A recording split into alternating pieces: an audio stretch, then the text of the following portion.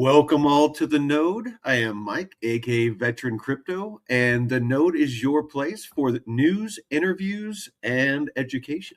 So I thought it was today. I actually checked the calendar, and it's tomorrow is Amboss, the Amboss interview. So good to know. Good to know. So yeah, make sure you join us for that. That's going to be a good one. Rails X actually just launched as well. So really excited. And I know Dave is excited to go over that one. And we have Fireblocks. So Fireblocks got back with us, and we're in the process of getting them scheduled as well. So if you don't know what Fireblocks is, Google it, do whatever you got to do. But it is a key piece of the plumbing for the new financial system. A lot of different projects use it. So we'll get into that. But before we do, let me jump into this little bit. So if you want to join the chat with Ellie, Wispy, Freakatomic, and the crew, come on over here to the Node network. It says the Node channel. It won't let me change it to network. But if you want to find us, it is at the Node network, all one word. And this is where you can find all of our shows. So we have seven different channels under the Node network. And so first and foremost, you find the Node that you're watching now, Monday through Friday, 9 a.m. Pacific. Crypto and Chill, Tuesdays and Fridays at 5 p.m., where myself and Jeff just talk about what's gone on. On the Tuesday show, we talk about what's happened between Friday and that Tuesday, and just kind of relax and just shoot the shit, have some laughs. I love hanging out with Jeff. He's good people. The Blockchain Report, Monday, Wednesday, and Thursday. So immediately after this show today, he is going to be going into doing deep dives. So each of these different projects, he's really good at finding these early projects and often able to find airdrops. So he's able to show you what you can do to potentially get a sizable airdrop. I know that he's done it a lot in the past. He said it's started to dry up a little bit, but even if you don't get an airdrop, sometimes it's really good to get in on these projects super early. Just because once they start getting popular and the narrative picks up, and social media, we know how that goes. They start getting that mind share, then they'll start pumping. And if you can get in early on, and you can find these hidden gems, like Canton. Our community, I actually showed them how they could get Canton before the token launched, get exposure to it. So there was, I believe it was Kraken, is where you could trade it before the token went live. And so we went in, and I know I did, and a couple people in the community, and actually got exposure to it by trading it. So anyway, it was a kind of a roundabout way to get exposure to it before it launched. Sovereign Soil. Myself and actually Jay has started joining me on that one, which I've been enjoying quite a bit. Drew drops in from time to time, and maybe he'll join me and Jay sometime. But we are actually starting to get into some pretty good topics. The last one was situational awareness. The one before that, I shared my experience, as far as building my cabin myself. And we just talk about emergency prep and homesteading. So any of you out there that are interested in that kind of thing, these have been doing really well as far as feedback that people have been giving us on the information we're putting out. The market wrap. So today is going to be a good show. So Tuesdays and Thursdays, every day, Monday through Friday, David does technical analysis, just a quick 15, 20 minutes market wrap, what happened that day with different crypto, with commodities, with stocks, just all the different, all the things, all the stuff and all the things. All the things. All the things. And, but on Tuesdays and Thursdays, he's taken a member of our community, Ellie, and has started putting her through his private one-on-one coaching, but live on the show. So basically showing the value that he offers in his coaching program. And if you're interested in that, I'll show you where to find it here in a minute. There's links, in the description, but, and he also gives a no cost initial consultation as well. So that's a really good one. If you want to catch that later on today. Saturday Night Fever, Jeff, our co-owner, He is a DJ and has started interviewing, DJs in the Bay Area, friends of his, and he does tutorials. Sometimes he'll just spin music, and he's talking about starting to use for his samples, starting to use custom AI generated, beats and music, so that it's 100% uniquely his, which I think is going to be cool, if he decides to do that. Yeah, The red pill tonight. Tonight we're going to be talking about CBDCs and how they are being rolled out in a very sneaky way.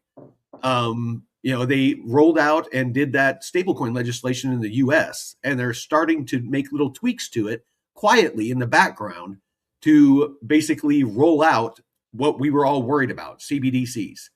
So we'll get into that tonight. I invited a couple people, and we should have a pretty good panel. And then, of course, gaming and chill. This is always a ton of fun. We played last night. We played like a nightmare game. David, he downloaded Arc Raiders and a couple of games as well, so he's going to be joining us from time to time. But this is just Jay and Ellie, two members of our community, and they like to jump on, play games. Sometimes I join them. Sometimes other members of the community jump in. So just a lot of fun. Just kind of laugh, joke, have drinks. There's a theme across most of our shows. We'd like to have drinks. It's a thing. So anyway, it's just, if anything, it's entertainment. It's a good time. The next up is our X channel. So if you want to find us there, it's at the node_network. So I added an underscore in there. Somebody already had the node network. And then last and definitely not least is the node.pro. which is the website that David built out. And this is truly the node of the node. This is where everything comes together. Anything that you want to find, our no-cost stuff, our paid services, all of it is here. So this is where you find DeFi University. That is no charge. All you got to do is sign up. There's no tricks. There's no gimmicks. Just sign up. Go through the courses. If you don't know about DeFi, if you don't know about crypto, if you want to learn about the traditional finance system, if you want to learn how fiat works and the fiat system, all of it's in here. There's no reason why you should not be knowledgeable about these things. What a lot of other people charge for, and sometimes a lot of money, we give away. So please, by all means, take advantage of it. You can find our programming. So if you want to, if you're wondering what shows we have and when they're on, this is them. The gold ones are our day shows. The purple is David's live calls that he does with his community. You can join those for just $99 a month. And that's where you can find mentors. And it's pretty much people that are successful DeFi traders and successful traders. So if you're looking for a mentor, great place to find one. Of course, you can join our Discord as well. That's full of a bunch of degens like me. If you want to come in there and chat with us. But if you want professional investors or solid investors, I highly suggest you look at that. Red is our evening shows. So crypto and chill, gaming and chill, red pill, all of those, Saturday Night Fever. That's where you can find all those. Let's see what else we got. And then of course our courses. So you can just start. You can take a short quiz if you're kind of wondering where you should start, and it will point you in the right direction.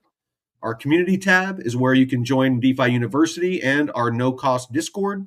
Again, a lot of our mods, they make sure they keep it super clean. I mean, I'm in there literally all the time, and usually the mods, I think I've only had to ban one person because usually the mods are on top of it. Like before I can even notice it and get on it, they've already banned the person and deleted, any scammers. So great community, highly moderated. If you're a scammer, don't bother. They're going to get you. Coaching. This is the one-on-one coaching I was talking about. So the short questionnaire, over here on the side, put in your email, and David will get a hold of you and give you a no-cost, in an introductory call.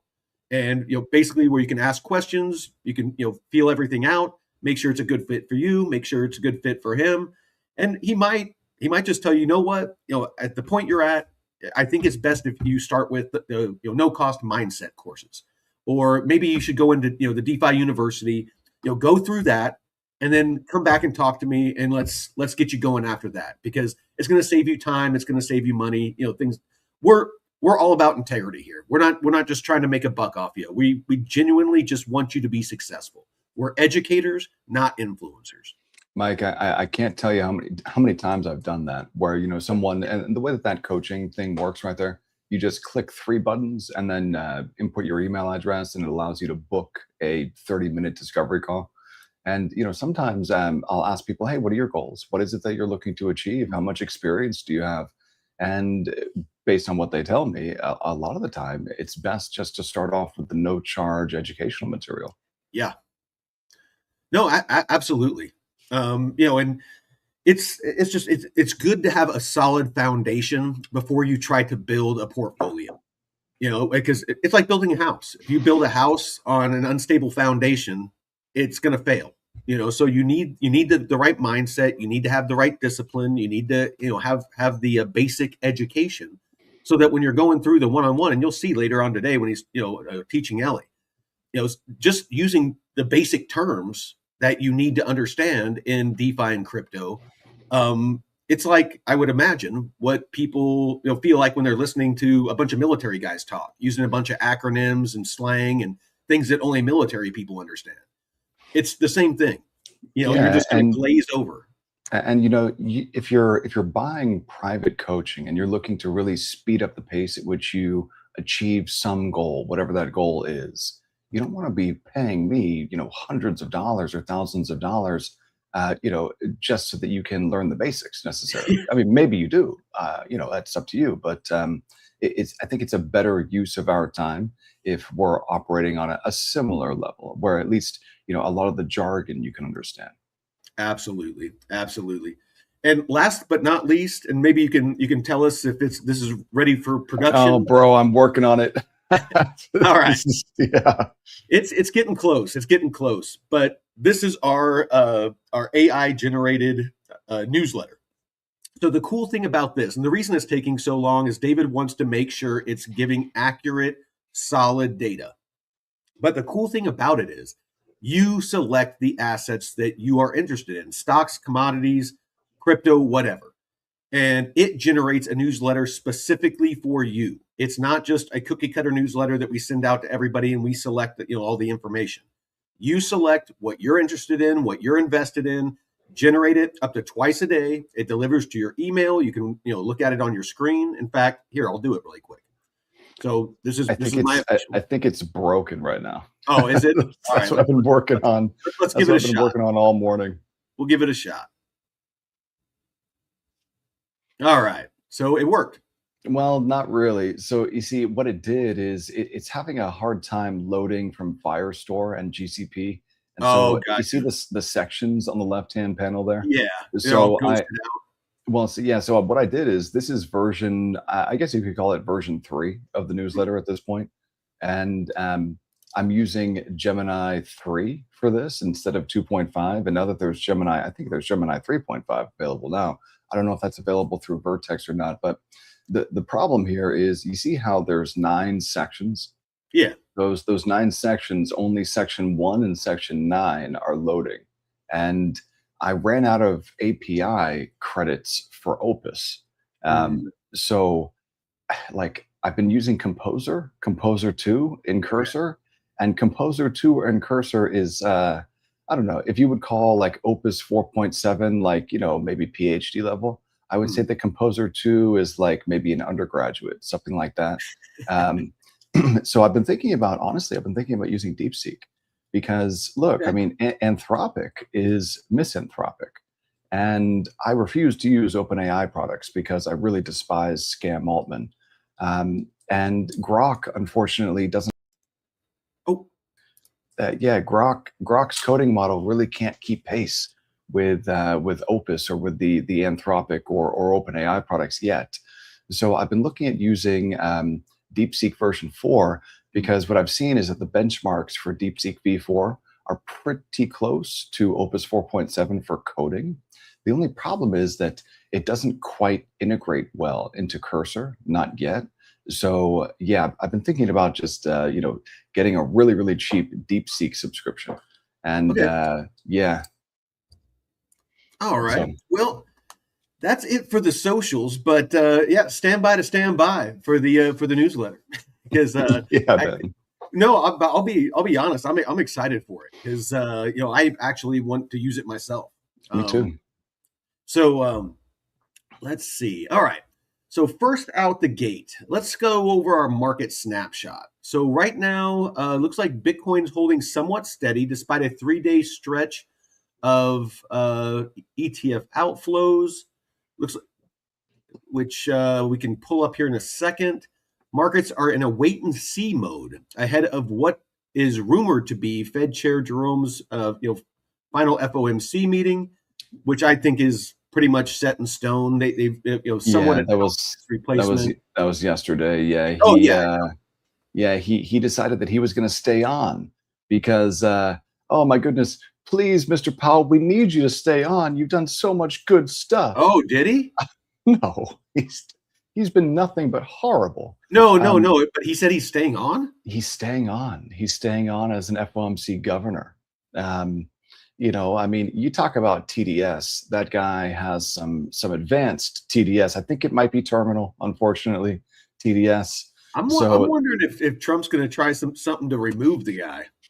I mean, I don't know why he decided to stay on. If it's not for partisan reasons, then I don't understand why. So I think it must be a partisan reason. I think it's political. Yeah, me too. 'Cause with the midterms coming up and stuff like that, I think that I think that the Dems are worried, about losing their pawn there. I mean, they already lost their pawn, Gary Gensler at the SEC. Yeah, what's so strange to me though is Kevin Warsh doesn't exactly look like an Uber dove. Like he was painted as being some type of lackey for Trump or some type of Uber dove, and I don't think that either of those things are true. Like when you take a look at his background, he was at the Hoover Institute, and that's more of a center. I don't even want to call it center right. It's just like centrist, that organization. Because if the left has gone into an insane asylum, then anything that's centrist starts to look right when really it's not. And so Kevin Warsh, he looks more like a centrist and he looks honestly more like a hawk. So with this massive debt and maybe potentially more of a hawkish Fed chair entering, it'll be interesting to see what type of decisions he makes. No, I'm not convinced that he's a dove. Gotcha. All right. So top stories. The Genius Act, a landmark piece of legislation designed to secure U.S. dollar dominance via stablecoins, is trending. It aims to embed structural demand for U.S. treasuries by tilting the balance towards digital dollars over other digital assets. So, this is part of what we're going to be talking about tonight when it comes to like CBDCs and things like that. And the way in the Genius Act, the way that the U.S. is trying to keep dependency on the U.S. dollar and U.S. dollar equivalents is by mandating by law that to be compliant in the U.S., that a stable coin has to be backed by a U.S. dollar or U.S. dollar equivalent.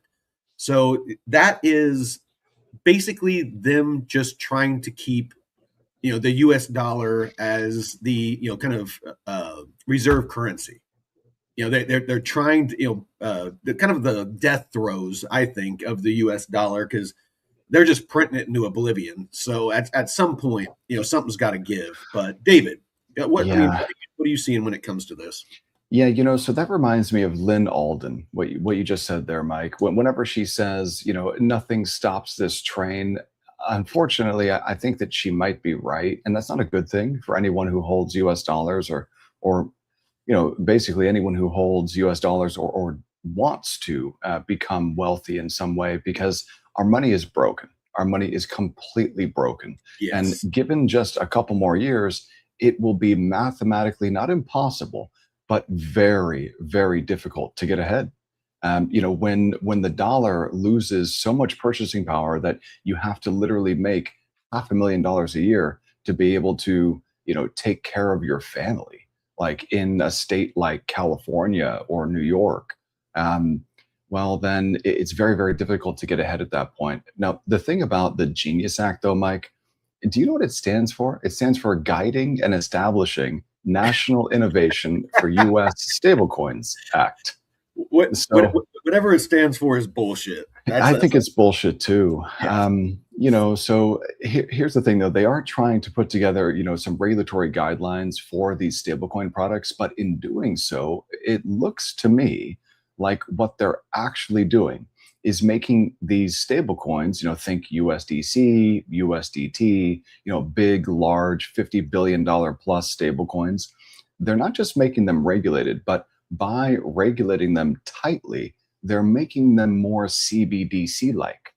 Yes. So with all this AML, compliance through the Banking Secrecy Act, all of the federal and state oversight, the requirements for asset segregation and transparency, all the additional controls. So being able to freeze it, being able to seize it, being able to lock it, being able to basically add code to it or add rules to it, to where potentially, we've heard of it happening in China, where they've given people social credit scores, to where if you speak out against the government and stuff like that, then you can't buy certain things.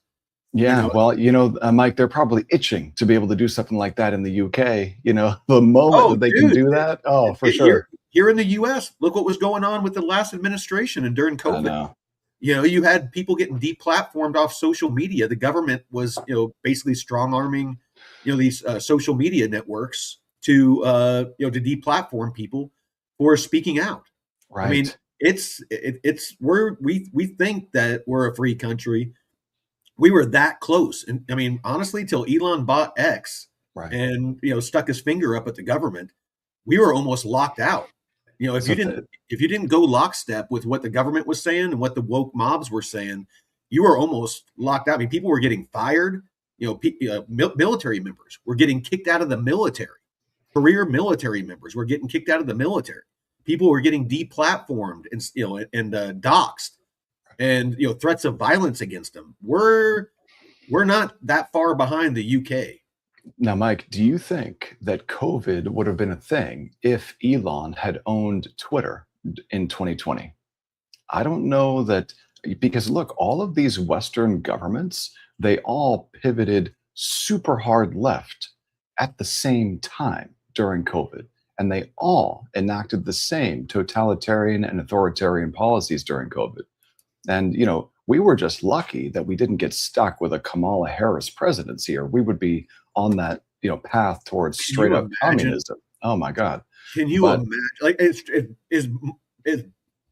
as bad as some of you out there might think Trump is, if with a straight face, if you can tell me that we would have been better off with Harris, I don't know what to tell you. I don't know, man. Because look, here's the thing: we do have, free social media in X now, and so Yes. You have the ability now to go on X and see live video on the ground anywhere in the world. So Yeah. if you want to find out, hey, what's going on in the ground in San Francisco? What is the ground truth in San Yes. Francisco? What's the ground truth in LA? How I about New York? I love that term, ground truth. It's something that we've used it in the military. Like boots on the ground. The commanders, they take boots on the ground information and intel over often over intel packages that are built, just because it's real time. Right. It's live. It's it's tangible. It's trustable.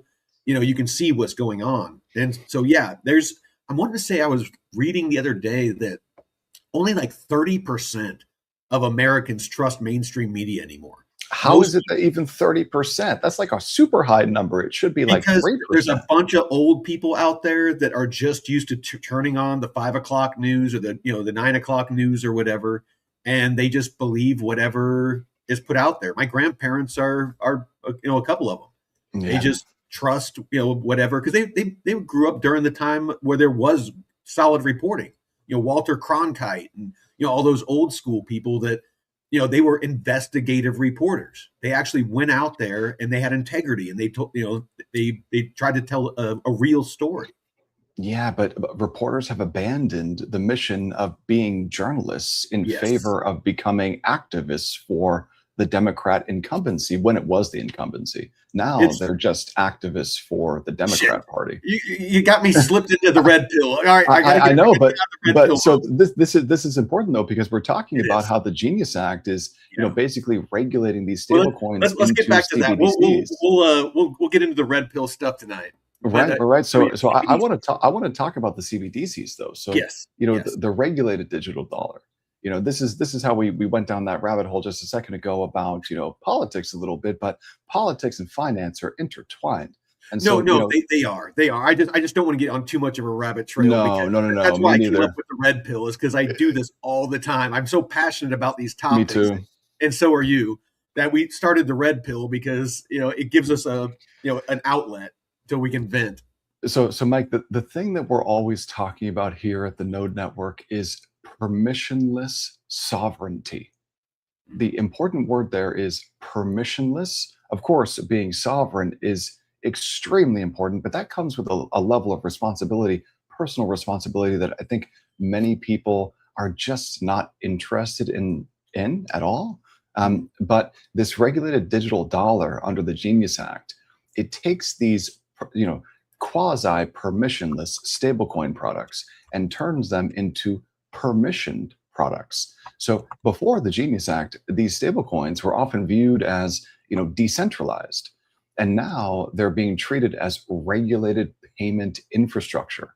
And so this Genius Act, by limiting what issuers can do, for example, restricting interest-bearing activities and speculative lending, the government has basically confined them to being these, quote unquote, safe, stable, and highly regulated ledger money, which is the exact role a CBDC would play. So the Genius Act is in real time in front of us, turning Circle's USDC into a permissioned CBDC. That's what's happening. And I'll tell you, this is the script the government always uses: is they'll get something generic, benign, through, sign it into law, and then after everybody's attention is off of it, they'll make amendments to it. They'll make tweaks to it, and that's what they're doing with the Genius Act. Is just quietly in the background, they're saying, "Oh well, we need to add this, and it's for your safety. It's right. It's for the children. We got to protect the children. For the children." Right. It's for the children. Yeah. It's kind of like, Mike, what it's kind of like? It's kind of like that, the one-time wealth tax for billionaires in California. Well, no, dude, let's go back to 1913. Back World War I, when income tax wasn't a thing. And World War I, they said, hey, we're going to tax only the most wealthy, because we need money for the war effort. So we're just going to tax, the rich people. Don't worry about it. Don't worry about it. And then over time, and actually it started back in the Civil War, but that's when they did it again. And then over time, all of a sudden, it, like I said, they got that through, and then quietly, slowly, they made tweaks to it. And that's why we have an income tax where everybody pays now, is because of what I'm talking about. Is they get something through, and it always starts with a small amount of people, because they know the majority of the people will support it. Oh, it doesn't affect me, so it's okay. It's only those evil rich people, and that's why I push back on it. It's like, yeah, I'm not a billionaire. I'm not one of the 1%. But you know what? If you're not willing to fight for somebody else's freedom, who's going to fight for yours? Because and also, that's what Mike, always happens. The whole idea that everyone pays income tax. Do you think that illegal immigrants are paying income tax in the United States? No, they're not. And they're getting massive benefits on the back of everyone else who is paying into this system. The big problem here is that the money is foundationally broken. That's the big problem. And the only thing that fixes this is a hard treasury asset. That's Bitcoin. Bitcoin is literally the only thing that fixes this, because you can't print it ad infinitum like you can print US dollars. So you've got to ask yourself, why are we paying taxes in fiat that can be printed out of thin air? And also, if the Federal Reserve is monetizing the deficit spending of the federal government right now, and they are to the tune of like, what is it? $50 billion a month, some crazy amount right now. What that does is it expands M2. It expands the money supply.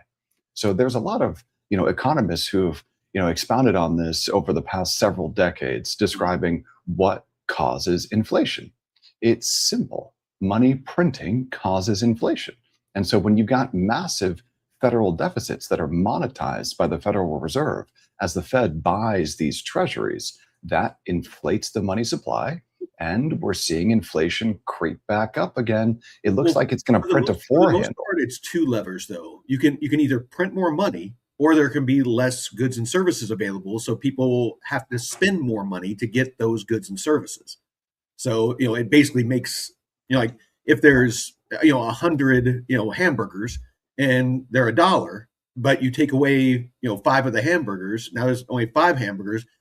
People are going to be willing to pay $2 or $3 because there's not enough hamburgers for the 10 people. So people will pay more for that, those goods or services.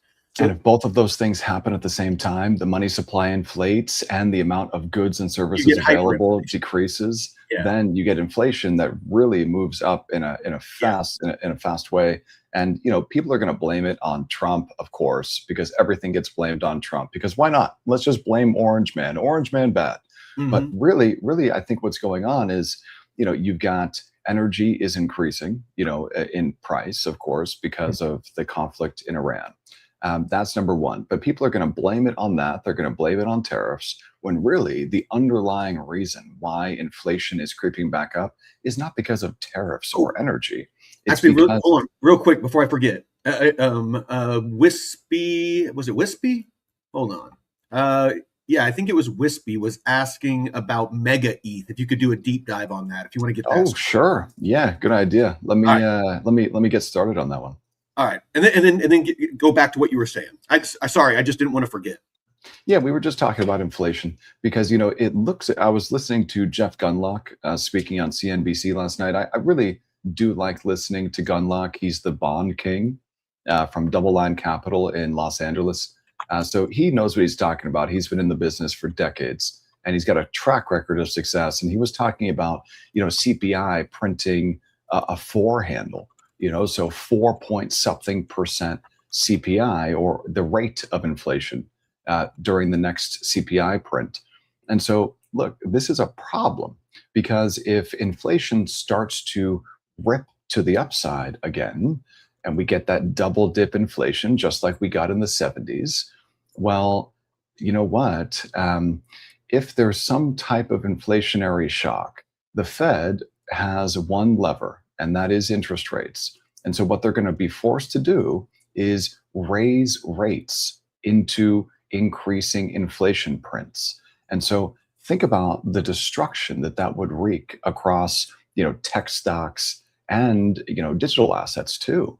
So as inflation ticks up, the Fed is, number one, going to be extremely unlikely to cut rates. That's number one. And number two, they're going to start to become more likely to have to raise rates in order to attempt to taper down inflation. And so the way that we can track that without getting into partisan politics is simply by tracking the yield on the 2-year Treasury asset. If we just track yields on the 2-year, we can figure out what the Federal Reserve is likely to do with the Fed funds rate. Because what the Fed actually does, if you go back over the last several decades, they simply track the 2-year. The Fed funds rate tracks the 2-year with a lag. So, when Fed Chair Powell was getting made fun of for being too late, because he was, basically, all you got to do is track the 2-year to know what the Fed is likely to do. And so if we see yields on the 2-year pushing higher, that actually makes it more likely that rather than getting a cut at some point in the future, we actually start to see interest rates, the Fed funds rate, push higher. Now, how in the world can the Fed get away with doing something like that, raising rates? Well, it's going to be really tough because the federal government has $40 trillion in debt. And so on $40 trillion in debt, if rates go up by a point, 100 basis points, 1 percentage point, that's going to mean hundreds of billions of dollars per year in extra interest costs for the federal government. Who foots the bill for those interest expenses? We do. Taxpayers. Yeah. So Well, that, and again, I can't stress it enough. It's even if you feel it's okay to tax the rich more because they have more to take. It never stops there. That's the hitch for me, is that I feel that it's our responsibility as free people to stand up for everybody, all walks of life, the top 1% and the lowest 1%, and everyone in between. I believe in everybody's right to bear arms, everyone's freedom of speech. If I agree with them or not, I'll fight to the death for freedom of speech, even if I don't agree with the people. Everyone has the right to say what they want. It's not just people I agree with. And if you only support freedom of speech for people that agree with you, then you don't believe in freedom. So yeah, no kidding. So freedom of speech is foundational in our constitutional republic. The word democracy doesn't appear not one time in no. any of our founding documents. So we live in a constitutional republic. It's a and psyop. The Calling First it a Amendment, democracy is a psyop the because first, yeah, basically a democracy is a mob rule. it's tyranny of the majority. Yeah. is what the founders described democracy as. We live in a constitutional republic where we have freedom of speech, and that freedom of speech, that First Amendment, is defended by the Second Amendment. There's a reason why they're in that order. Right. There's a reason for that. Yeah. Yeah, man. All right. Well, let's go on to the next topic. We got about 20 minutes before we go over to our deep dives in the second half of the show. So Mara, formerly Marathon Digital, announced a massive $1.5 billion deal to acquire the Long Ridge gas plant in Ohio to fuel its mining operations. So those that don't know, and there's probably a lot of you out there that don't, but one way that miners have been cutting costs is finding new ways to power their mining operations, their Bitcoin mining operations. And one of them, if you've never seen a refinery, they have those huge towers. And at the top, there's just this 24/7, 365 flame that burns on the top of it. They're burning off natural gas and other gases from the refining process. So what miners, some smart person decided, why are we burning that when that could heat, some sort of, steam turbine or something, instead of just letting that burn off, at least put it to use. And so that's basically what they're doing with this is they're buying the Long Ridge gas plant, where they refine oil into gas and kerosene and, diesel fuel and all the different aspects, so that they can use it to, power their mining operations. So, David, I mean, what are your thoughts on this? Because I know that this is a big topic that you've discussed quite a bit. Is kind of Bitcoin and the long-term outlook on its tokenomics and the halvings and the effect that the cost of mining has long-term. Bitcoin only being used as a store of value and not as a medium of exchange, and how that's not sustainable in your opinion. So how does this play into that? Being able to use these unused and cheap, potentially free, ways of powering mining. Do you think this has a positive or negative effect? Well, so I think it's definitely positive to have a Bitcoin miner, achieve access to cheaper power. But here's something that you got to keep in mind. These gas turbines, you can't buy them until like 2029 or 2030.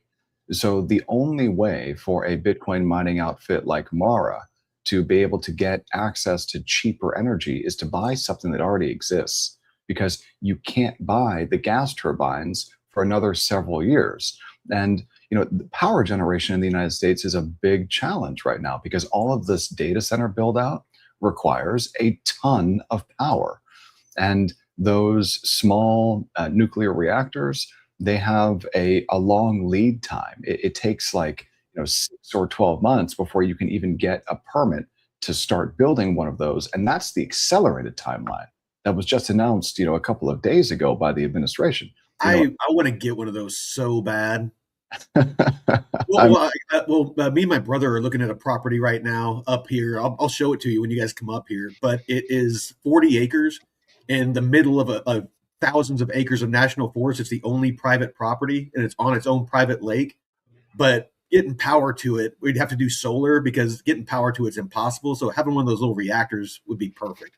Yeah, that would be pretty cool. But here's the thing about the deal between Mara and Long Ridge Energy. Here's the thing: it's going to increase their power capacity by approximately 65%. But even though Mara is known for Bitcoin mining, this particular acquisition is central to their quote optimized digital infrastructure strategy. So what does that mean if they're saying optimized digital infrastructure and not Bitcoin mining? So what that means is, they're focused on AI and critical IT. So Mara plans to begin construction of an AI and critical IT, project in the first half of 2027 with services targeted for mid 2028. So it's not just about Bitcoin mining anymore because Bitcoin mining is a difficult business to be in. Yeah. And after another two halving cycles in 6 years, so we will have experienced two more halving cycles over the next 6 years. The only way to mitigate what you're talking about is, a steep increase in the price of Bitcoin, to offset that, because otherwise, it becomes cost prohibitive. Yeah, so not just the price, not just the price of BTC. The price of BTC needs to go up and go straight up, but also you need real transaction volume on the Bitcoin layer one. And in the absence of Fees. covenants, well, in the absence of covenants, that's like, kind of like you could think of it like smart contracts almost Yeah. Yeah. for the Bitcoin layer one. In the absence of that, and we don't have that yet for the Bitcoin layer one, in the absence of that, where are the transactions going to come from? Where is the transaction volume going to come from? Because people think that Bitcoin is digital gold. It is not digital gold. No. Bitcoin needs to be used as a hard treasury asset. And there needs to be real serious transaction volume on the Bitcoin layer one in order to generate enough fees for miners to be incentivized to keep their machines on and to refresh their machines and invest in new infrastructure. In the absence of that, when we get through this, the halving cliff, because after the next two halving cycles, rewards for Bitcoin miners are going to go, from 3 1/8 BTC right now to fewer than 1 BTC. I think it's like 0.7 something BTC. So if Bitcoin's price doesn't move parabolically higher over the next 6 years, and if transaction volume on the Bitcoin layer one doesn't go straight up from here, probably as a result of covenants on BTC and the ability for us to have real, true, sovereign DeFi on Bitcoin's layer one, if those things don't happen, then hey, you know what? I think Bitcoin's 17 years old. I don't want to say that Bitcoin could die because I believe in Bitcoin. And I believe that the people who are, the core developers and that community, I think that they're highly incentivized to make sure that there are covenants on BTC and maybe OP-CAT gets enabled so that we can have smart contracts and real DeFi on Bitcoin layer one. Well, In the absence of tomorrow that, we're going to be diving into that quite a bit with yeah. Amboss and RailsX. I know that you weren't, you hadn't tuned in yet, but RailsX. I got an email that RailsX went live, so Yes. we'll be talking about Amboss and RailsX tomorrow. Those that don't know, Awesome. that's Bitcoin Lightning Network on Bitcoin, basically DeFi, for Bitcoin. So going to be interesting. Going to be interesting. I'm definitely excited to talk to them, and I know you are. Me too. So let's see. We already talked about Jack Dorsey's block revealed Q1 holdings of 2.2 billion in Bitcoin. Regulatory milestones. Gemini has secured its derivatives clearing organization license, moving closer to full CFTC regulated stack. What can you pull up on that one? Regulated stack. Okay, that'll be interesting. Gemini. So, I used to use Gemini products back in like 2021 or 20, it must have been 2022, I think. Um, Gemini, the cryptocurrency exchange, was founded by the Winklevoss twins. Those that don't know, those are the guys that got in the that went to college with Facebook. Facebook dude, and they claimed that they came up with Facebook first, and there's all that the lawsuit and stuff. It's those funny looking twins. Yeah, yeah. And so the regulated stack, what is that? Well, it's a combination of licenses and technical infrastructure that allows Gemini to offer this comprehensive suite of financial products. So, think futures, options, prediction markets, and all without needing to rely on third-party clearing or settlement providers. So Gemini, by owning the stack from end to end, they're aiming to capture the entire life cycle of a trade. Now, think about what that actually means. It means that these I don't even want to call this a neobank. Gemini is basically just a crypto bank.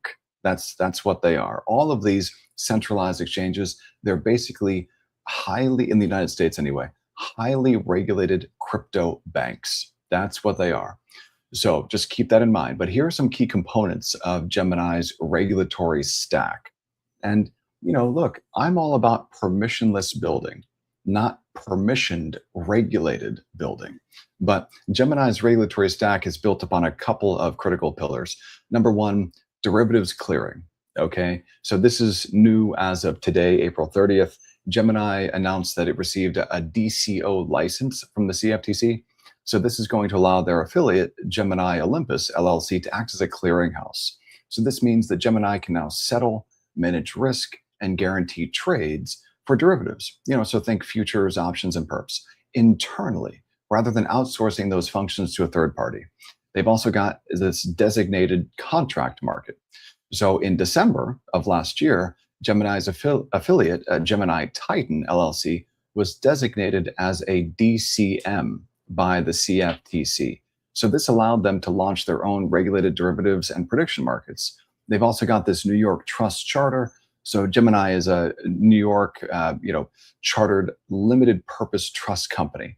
So this is the bedrock of their compliance. It subjects them to some of the strictest financial regulations in the United States, including capital reserve requirements and rigorous cybersecurity standards, right?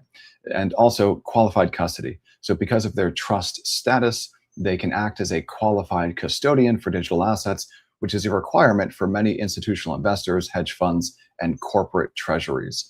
So it looks as though, many of these crypto banks are framing themselves as, launching all of these regulated products for, not just retail, but also for institutional investors, hedge funds, and corporate treasuries.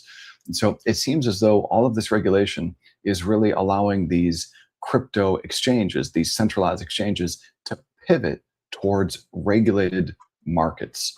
And, is that going to be a good thing for digital assets themselves? I think what's required for number go up is adoption. And, these digital banks, think Gemini, think Coinbase, banks like that. If people are buying assets on those centralized exchanges, does that mean more, more user adoption? I'm not quite sure that it really does, because even though you're not necessarily buying like paper Bitcoin, when you buy Bitcoin on Coinbase or when you buy it on Gemini, it's not really paper Bitcoin, but it's pretty close, because it's not like you're going out in the open market and buying spot BTC that you're custodying in your hardware wallet. This is quite a bit different. When you buy BTC on a centralized exchange, all you're getting is a ledger where, it just shows that, hey, you've got one BTC here. Really, do you own that BTC? The answer is no. If we can, let's bring it back to, because I'm still kind of curious about Gemini and the whole derivative clearing organization license. Like, what does that actually mean? Yeah, so they're just internalizing clearing with that DCO and trading with the DCM, and they're reducing their costs and improving the speed and safety of transaction settlement by keeping it all in-house. So basically, in short, it's a crypto exchange, or a crypto exchange, and they are trying to onboard themselves to the traditional finance system. Yeah, they're basically like allowing regulated hedge funds and institutions to gain access to digital asset products through them, All right. through So, them so as a they're regulated onboarding broker, TradFi. They're basically onboarding TradFi to Gemini. and that's what it looks like. Yeah, Cool. I just, you know me, I like to boil things down and simplify things. sure. I don't like multi-syllable words. Big gun go boom. Yeah. Yeah. All right. So we got about 9 minutes left. So let's go with this one because it'll be a nice segue into Mega ETH. So the Mega ETH launch, the much anticipated Mega token, went live today on major exchanges. It features a unique meganomics model where over 53% of the supply is tied to performance KPIs rather than a traditional vesting schedule. So let's start diving into the deep dive. Just kind of like tell us a little bit about this mega token and what exactly is Mega ETH. Okay, so the deep dive's not ready yet, but what we can take a look at here is a little bit about Mega ETH itself. So let's see here. What's the best way to do this? Well, you know what? While we wait for that, let's hit a couple of these other ones. I got some other stories because I definitely want to hear the deep dive. So what about, I guess, Wasabi Protocol got Yeah, hit by a exploited. Yeah, got a $5 million cross chain exploit. yeah, So yeah. let's check that one out. Yeah, Um, so Mike, I was reading on X that DeFi protocols, they've had a really, really tough April, man. yeah, I think in April, DeFi protocols have been exploited to the tune of like nearly $700 million. Yeah, so this is not good. It's not a good look for DeFi if everywhere you look, some of the largest and most trusted protocols are experiencing, horrible exploits. Think Aave. Aave wasn't exactly exploited; it was their architecture that failed. But if we're talking about Wasabi Protocol, um, yeah, a $5 million loss. So here was the attack vector. These preliminary investigations by blockchain security firms suggest that the exploit occurred because an attacker managed to gain control of a privileged admin key, specifically the deployer wallet. Like, dude, I'm seeing a trend with this. It seems like like all of these have to do with these admin keys. Like, what is it that they're doing that these seem to be so easy to get a hold of? And it's not. if this is It's the not. if this is the vector that why aren't they putting like some safety measures in there somewhere? So I just want to make it clear for everyone watching and listening that it is not easy to gain access to an admin key or a deployer wallet. So I built a DeFi protocol that I call Laminar, and I'm actually going to, I think, in the coming weeks, start dedicating more, brain cycles and time in Cursor to Laminar and really start to wire that thing up. But I deployed it already on Sepolia testnet. So I know that it works.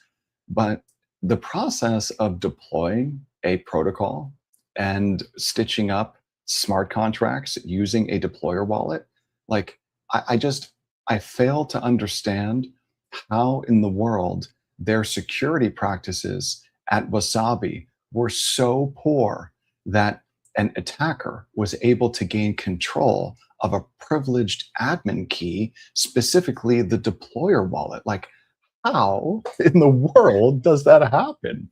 That is like, to me, as a developer, and look, I've got zero technical skill. I'm just very, very good at understanding architectures. And I'm also very, very good at sitting in front of Cursor for hours and hours and hours just building. But look, a privileged admin key, your deployer wallet, like there's no way that that should ever be compromised. But this is how it happened. So once the attacker compromised the key, they were able to grant themselves administrative permissions within the protocol smart contracts. So this effectively gave them God mode, over the protocol's vaults and liquidity pools, allowing them to drain all the funds. So, the impact of this was multi-chain, and the suspicious fund movements were identified on Ethereum, on Blast, and on Base. And for anyone who doesn't know, Blast is a layer 2. It's an EVM chain layer 2.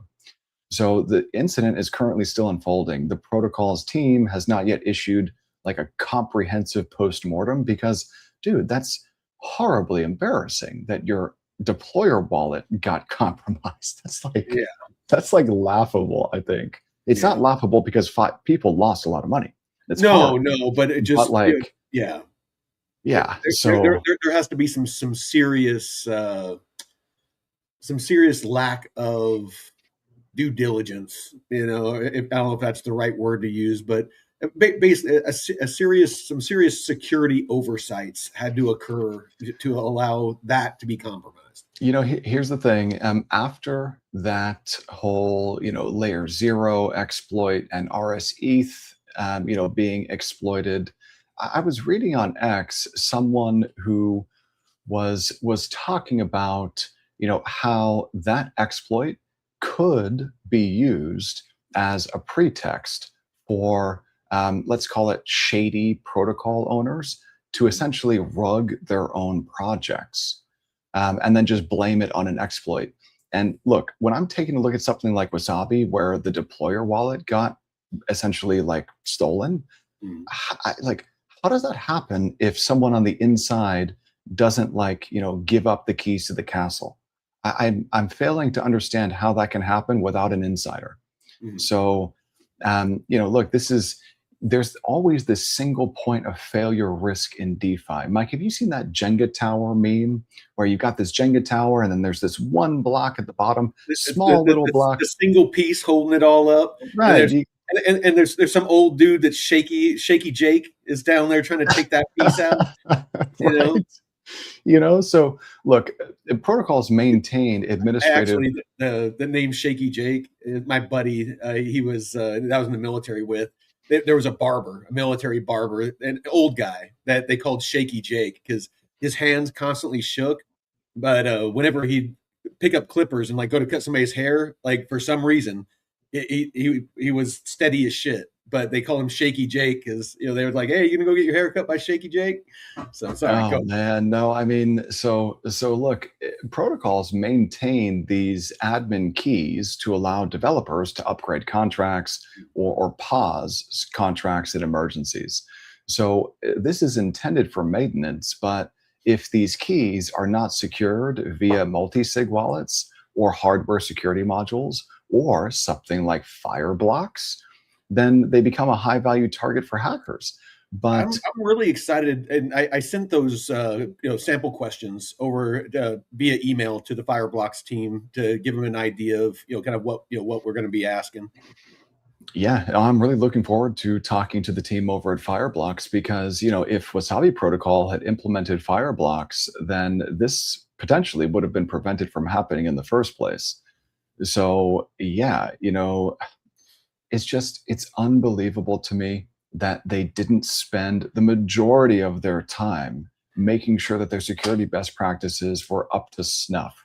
And obviously they weren't because their deployer wallet got stolen. Well, That's so embarrassing. To be honest, with as new as this technology is, it sucks that people, and it's on us to educate ourselves and do our due diligence before putting our liquidity on these protocols, because people are going to throw protocols up because if they see that they can make money, it's up to us to find the protocols that are doing everything in their power to mitigate the risks, because it's as early as we are, there is going to be flaws. There is going to be mistakes made. And that's kind of the price you pay for being early to technologies. And so, kind of as this evolves and they find these entry points, and I mean, we've seen it in the news where, a lot of these new AI models are finding like day zero exploits that have been in major, platforms, in the websites and banking institutions and things like that, that have, been there forever, that people could have used to get in and, steal things and, do malicious activities.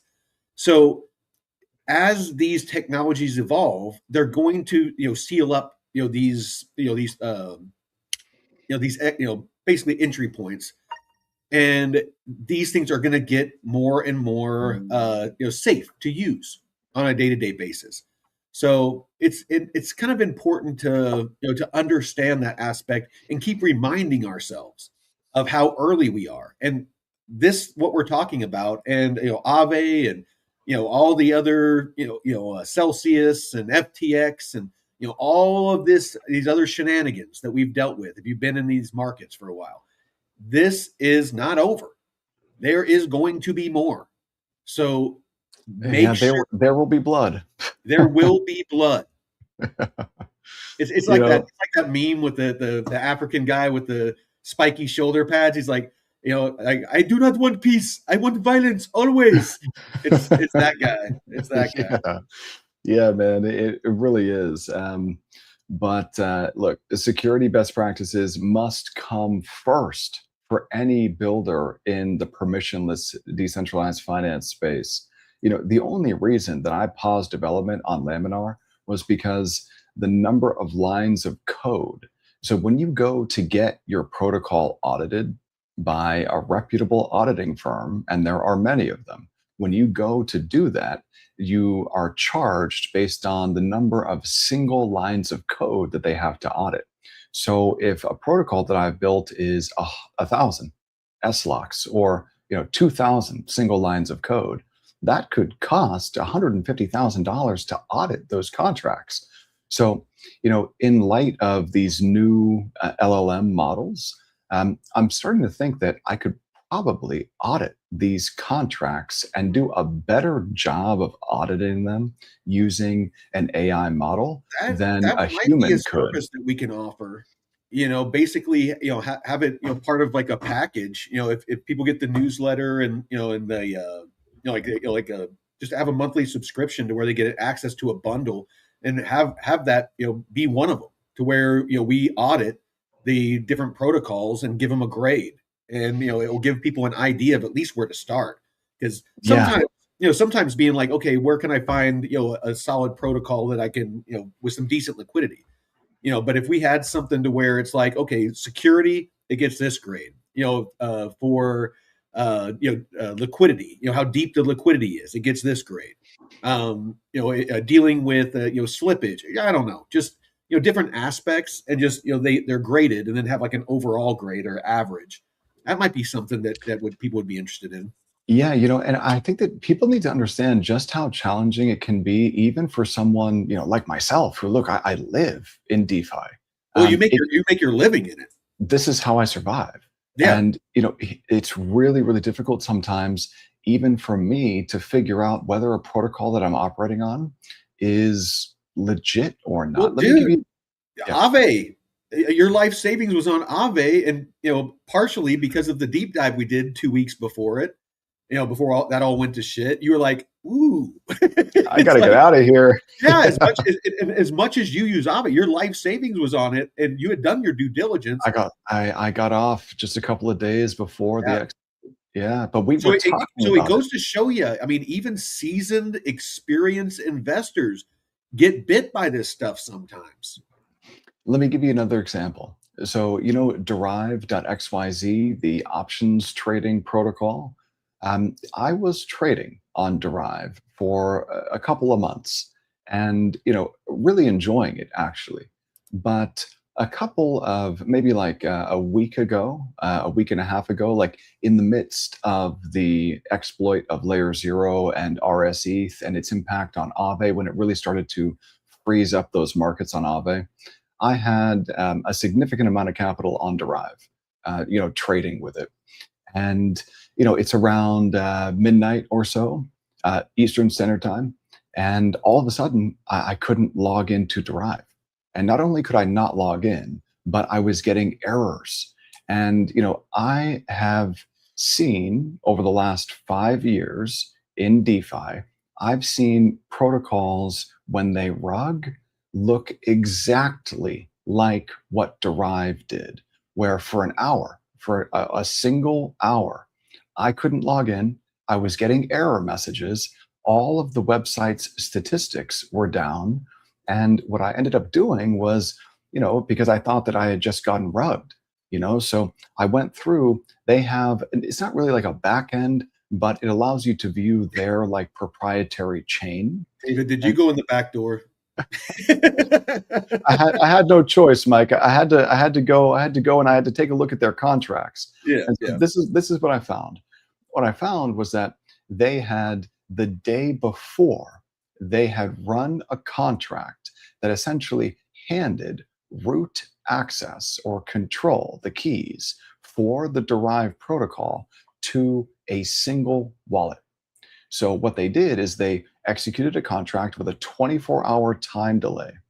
And that contract, after the 24-hour period ended, handed control, pseudo root control, to one wallet. Now, that could be one individual owning the entire protocol. And we're talking about like the TVL on DeFi Llama for that protocol is $120 million. So, they handed access or control to one wallet. And when they did that for a period of 1 hour, the protocol was completely down. So, I thought that I had gotten rugged. That's what I thought.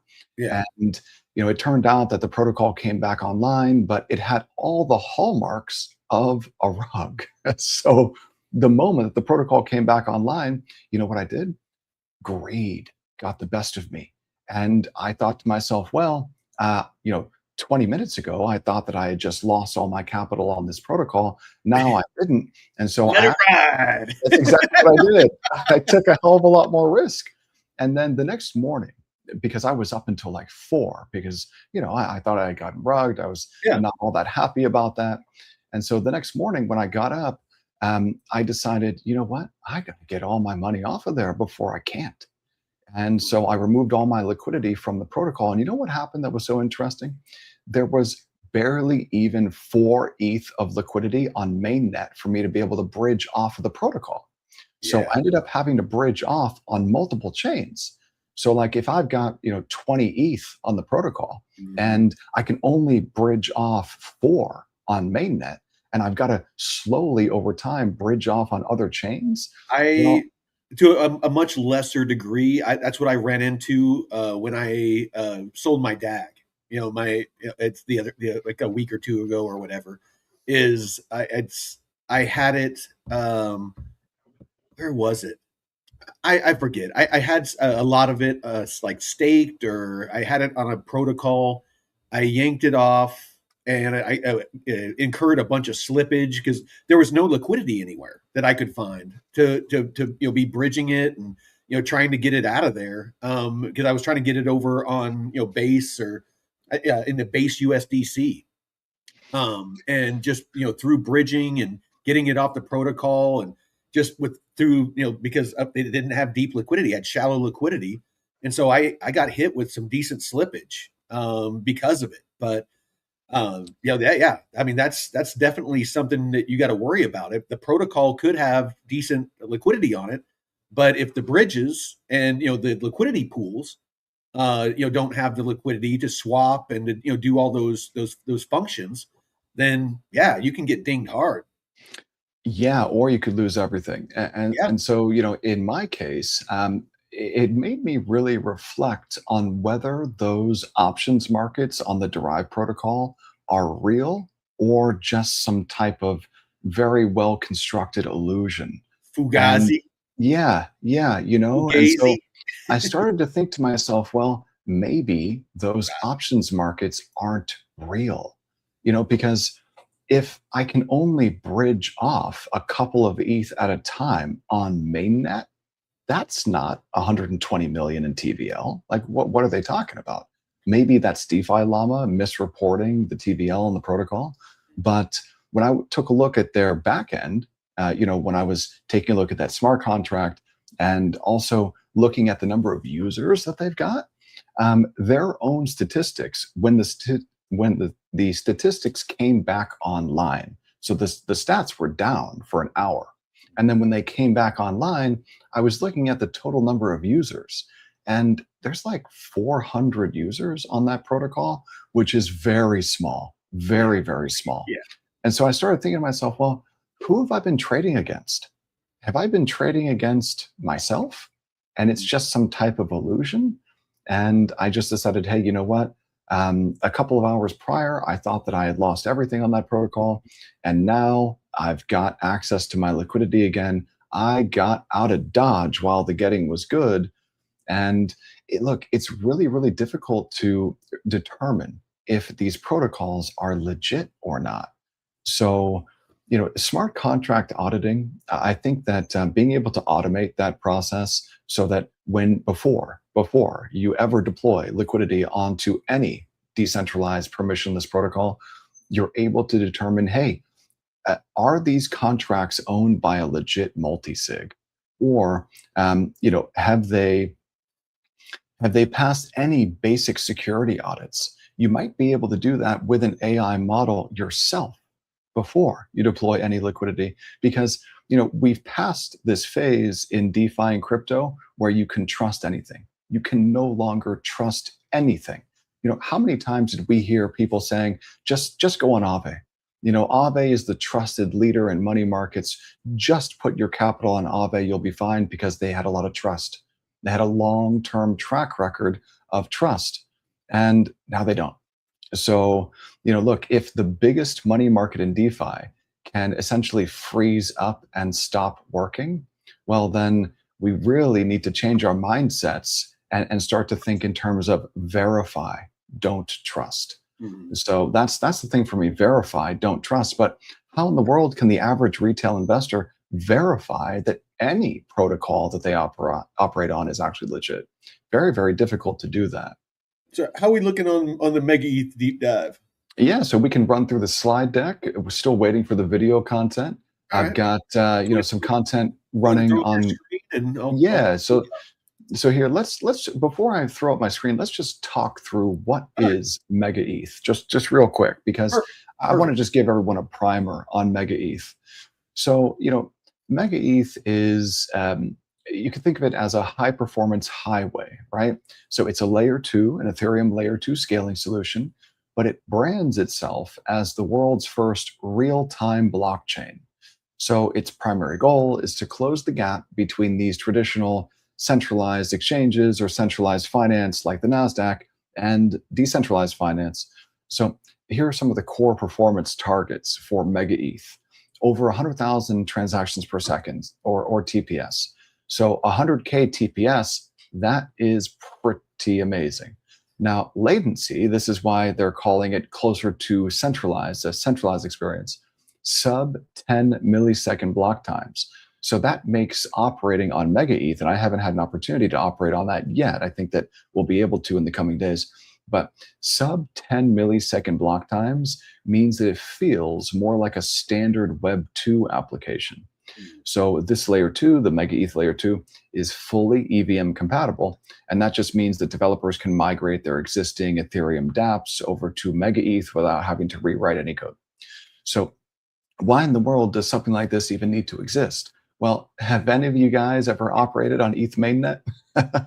It's very, very slow. And those slow block times enable all sorts of different maximal extractable value exploits, sandwich attacks, et cetera, all sorts of problems with really slow block times. So most current blockchains suffer from latency issues. So if you try to perform high frequency trading on a standard chain, the delay between sending an order and having it confirmed is way too long. And not only does that lead to a lot of slippage, but it means that if you're a high frequency trader, you can't trade on these chains because they're too slow. So Mega ETH solves this by optimizing the entire execution stack, specifically for scenarios where speed is critical, such as high frequency DeFi, On-chain gaming is another use case, or complex financial compositions. So if you're performing multiple atomic actions in a single transaction, that's something that Mega ETH might excel at. So there's a couple of technical innovations here that lead to Mega ETH becoming this performance first architecture, and they diverge a little bit from traditional rollups. So they've got these specialized node roles. It separates blockchain functions into distinct roles. So you've got sequencers, provers, full nodes, and replica nodes.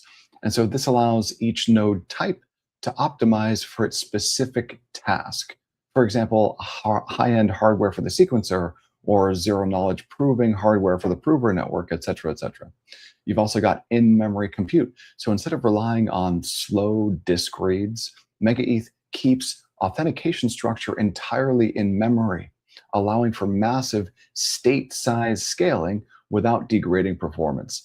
They've also got real-time JSON RPCs. So traditional chains force applications to wait for a full block to be produced before they can see state changes. But Mega ETH streams these mini blocks continuously that allow wallets and apps to see updates almost instantly. And they've got the EigenDA integration. So to support this high throughput, Mega ETH uses EigenDA, which stands for Eigen Data Availability Layer, and that handles the massive volume of data required to sustain real-time block production. So it looks like the mainnet, it looks like, did it go live in February, Mike? Or I think it might have, but the native— I don't know when the mainnet went live. I know the token went live today. Right. Yep. It officially launched today. And in terms of funding, the project Mega ETH has attracted significant backing, including from Ethereum co-founder Vitalik Buterin, and also from major venture capital firms. So whenever I see a lot of funding from VCs, that's not necessarily a good thing. Especially when I see like VC funding connected to a token, it makes me think, oh man, well, when this token launches, is it just going to dump? I don't know. But if I'm taking a look at the Mega contract, the perps contract, the data over on Binance, look, it's the first day, and we've only got a couple of hours of data here. Looks like trading opened at 37 cents. The high of the day was at 53 cents, and currently trading for 16 cents.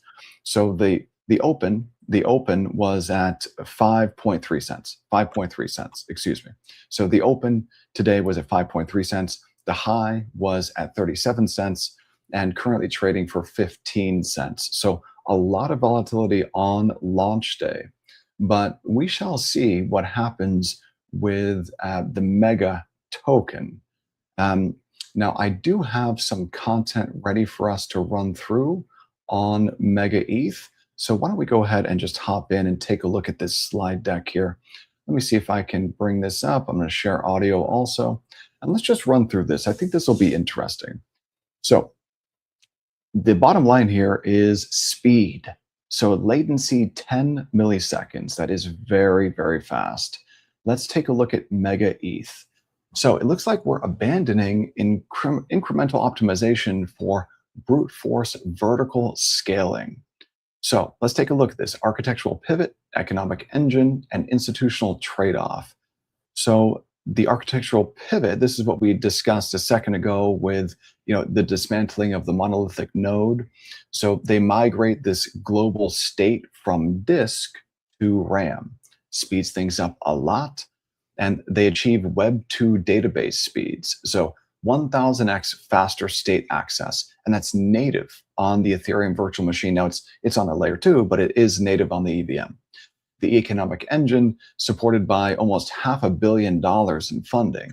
The network utilizes this MiCA compliant— whenever I see MiCA compliant, it makes me want to throw up in my mouth a little bit. Utilizes a MiCA compliant, API gated tokenomic model.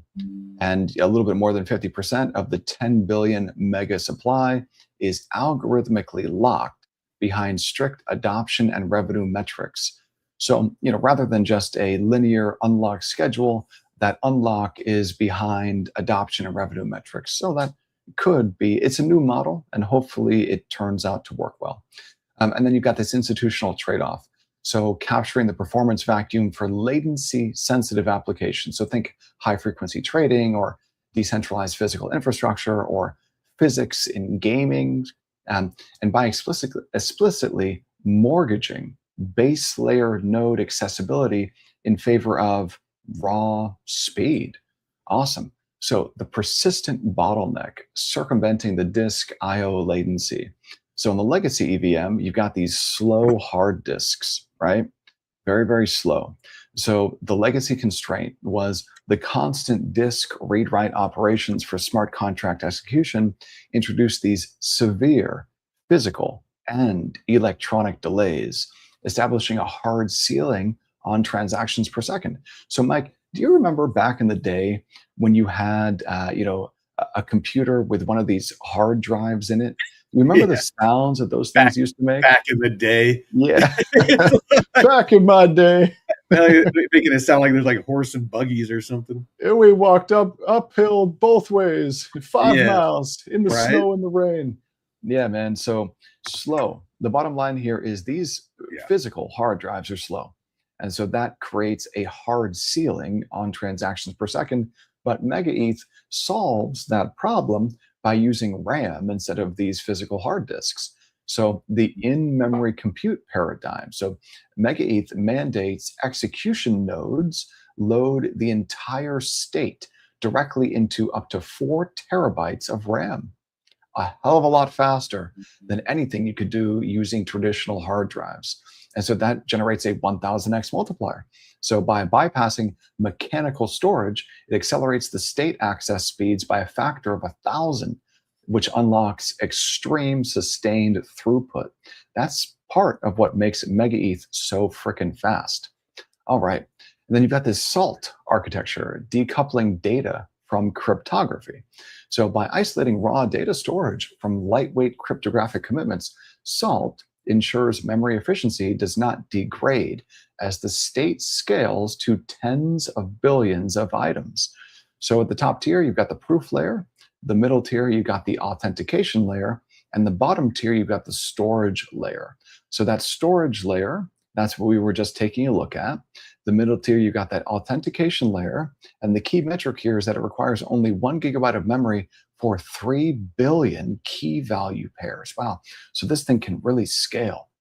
At the top tier, you got the proof layer, which generates inclusion-exclusion proofs and state transaction witnesses, verifies against state root. Okay, node heterogeneity, decoupling the monolithic validator. So you've got this sequencer node, and we were talking about this in the first slide or two. You've got the sequencer node, that's the core. You've got the prover nodes, those are the cryptographers. You've got the full nodes, those are the auditors. And you've got the replica nodes, those are the edge nodes. So going to move on from this one. Eliminating interpretation overhead and the trust minimize loop. Okay, so you've got this execution pipeline and verification pipeline. Got it. Okay, so the execution pipeline, Solidity bytecode leads into a C++ engine plus a just-in-time compiler, and that leads to a 100x speedup of native machine code. So JIT compilation. So it looks like MegaETH utilizes EVM1 with ahead of time, just-in-time compilers. Wow, there's a lot of jargon here. And verification pipelines, so you've got sequencers, stateless provers, eigen data availability blob storage, and that all leads to Ethereum layer 1 settlement. Because remember, this is, at the end of the day, a layer 2. So settlement occurs on the Ethereum layer 1. So performance reality. It says the 10.3 billion transaction stress test. Empirical data from the 7-day contiguous global stress test in January of this year, subjecting the network to intense gaming, automated market maker, and transfer loads. So the total volume of transactions, it looks like, was 10.3 billion. The peak TPS was 47,000 TPS, and the sustained TPS was 22,000. Wow, that is a hell of a lot faster than I think most other chains. latency of 10 milliseconds, and computational bandwidth of 1700 milligas per second. So the true enabling metric for on-chain central limit order books and advanced derivative engines. This is a 17x increase over prior EVM records. Wow. So this thing is fast, fast, fast. I would love to actually operate on this. How can I bridge over to the Mega ETH chain? And what DeFi protocols exist on Mega ETH right And how now? deep is the liquidity? Liquidity. Liquidity. So Mega ETH, Mega ETH, Mega ETH bridge, Mega ETH price, Mega ETH. So I just want to see the Mega ETH chain on DeFi Llama. And I'm just taking a look to see if you want to just check this out real quick, Mike. So this looks like these are DeFi Llama data for the Mega ETH chain. And you see that Kumbaya? Kumbaya. Kumbaya, yeah. Okay, so you got, of course, Aave and Kumbaya world markets. So whenever I'm looking for a protocol that is chain specific on DeFi Llama, the way that that will show up is it'll say one chain. So if I'm looking at the Mega ETH chain and I take a look at the protocols on the Mega ETH chain and Kumbaya says, hey, we're only on one chain, that means that that is a Mega ETH native protocol and it's a decentralized exchange. And I want to take a look at Kumbaya. Okay, so we got 71 million TVL, not bad. Decentralized exchange on Mega ETH. So this is a concentrated liquidity market maker, CLMM. Let's go ahead and take a look at Kumbaya. What is Kumbaya? Okay. I've never heard of it. I mean, this is really cool. I want to see what it feels like to operate natively on this DEX. So you've got, you can swap, of course, right? I'm just scrolling down. They've got a bunch of random tokens on the right here. Let's take a look at some pools. Okay, we got 77 million in TVL. Looks like, APR. So this is fee APR on a stablecoin pair with a very, very small fee tier. So that tells me there's a lot of volume flowing through this pool. To be able to achieve 5.2% APR, you need a ton of volume at a 0.01% fee tier. I'm going to zoom in here so we can see this a little bit better. But this actually doesn't look all that bad. It looks okay. So I'm just going to sort by APR here. Okay, now that I'm sorting by APR, wrapped ETH, Mega ETH at the 1% fee tier, no liquidity though. So I wish that they had a little bit of a better UI here where I could filter for liquidity.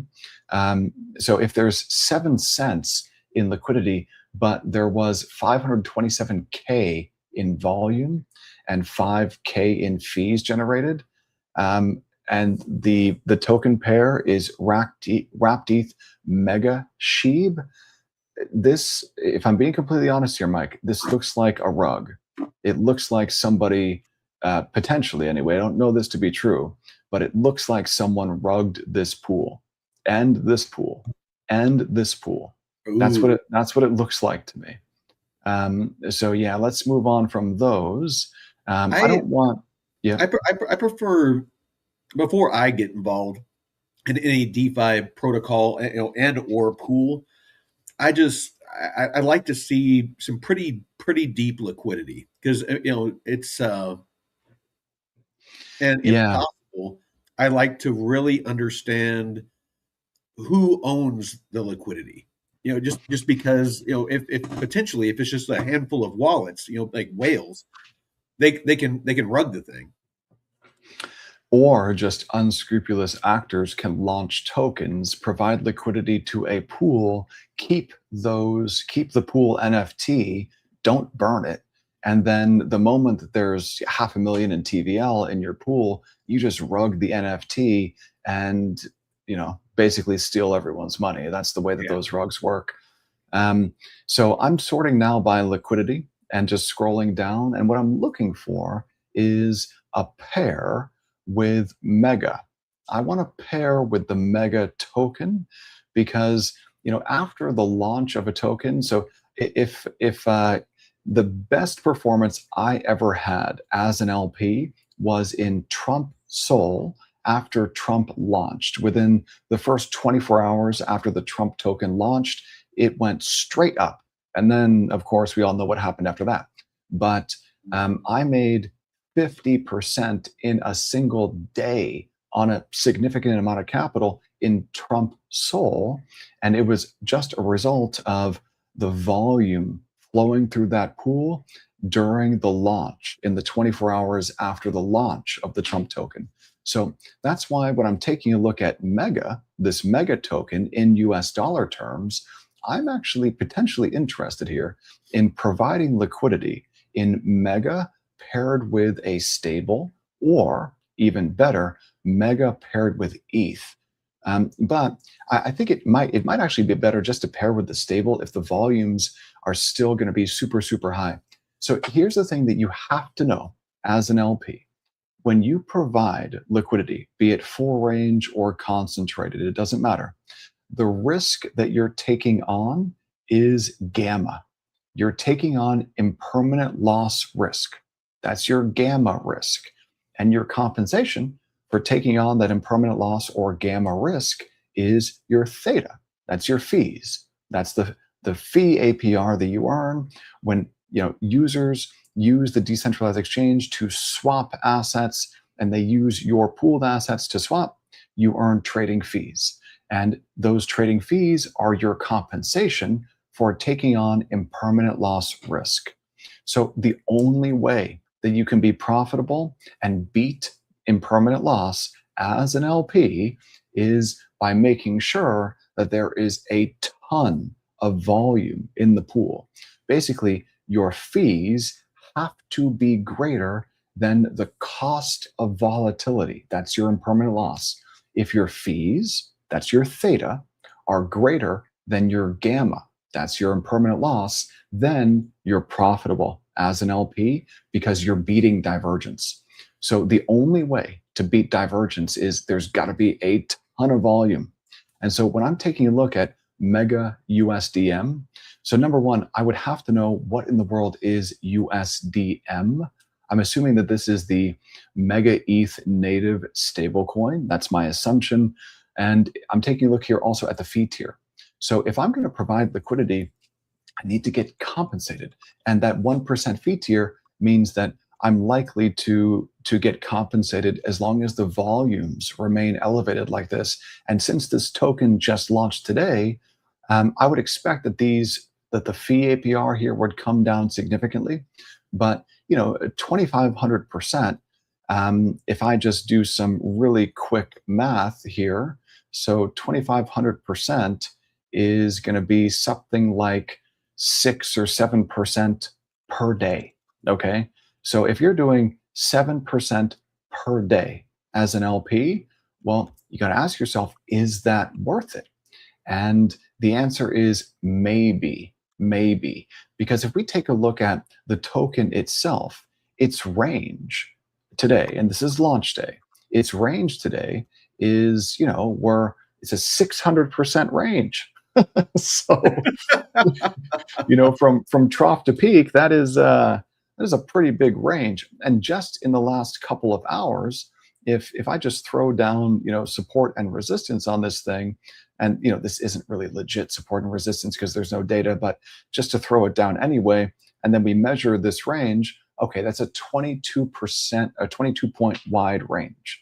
So from trough to peak, 22% wide over the last 6 hours of trade in Mega.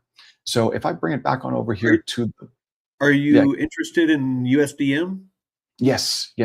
So this is what I was able to find, and please, out there, fact check this.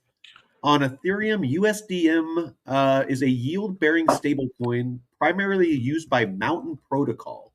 Its relationship with the Mega token is central to the economic model of Mega ETH, a high-speed Ethereum Layer 2 network. It says that it's an institutional-grade permissionless stablecoin. It's yield-bearing. It uses a rebasing mechanism that increases the balance in your wallet daily, effectively providing a yield, historically around 5% APY. Backing, it is fully collateralized by short-term U.S. Treasuries, often held through BlackRock Biddle Fund or similar institutional vehicles. The role in Mega ETH, it uses a native version of USDM, co-developed with Athena Labs to power real-time applications, and looks like it's a circular economic loop intended to drive value to token holders. So revenue buybacks, value capture, KPI-based emissions. So yeah, that's in a nutshell. That's what it's about. Got it. Okay, so I think I'm gonna pass. I'm gonna pass on USDM, and instead I'm gonna take a look at these mega USDT zero pools. Come on. Now, the reason why I want to take a look at these mega USDT pools is because look at how much smaller the TVL is in these pools. We're talking about 230K or 80K, but the volumes are massive in these pools. The only thing that's concerning to me is I need to know that these are legit pools and that they're not just going to rug, because I think that that's what happened to a couple of other pools on this protocol probably just today. So if I'm taking a look at something like Mega USDT Zero with 230K, I would probably, like, if I'm going to take the risk, I want to go where the fees are. So I would go with the small pool. Now, if I hop into this with 8K, let's say, that's 1/10 of the TVL in the pool.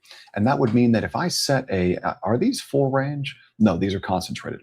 Okay, so if I go into this pool with 10% of the TVL of the pool, then I could expect to earn 1/10 of the fees.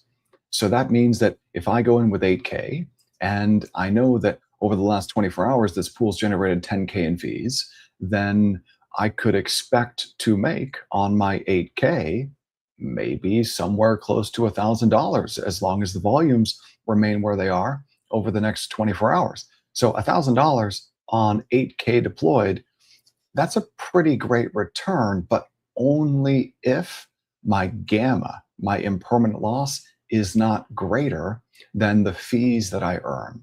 And so how could my impermanent loss be greater than the fees that I earn? Well, if the mega token moves by, 25% against me in either direction, it doesn't matter if it goes up or down. It just matters that it did in fact move.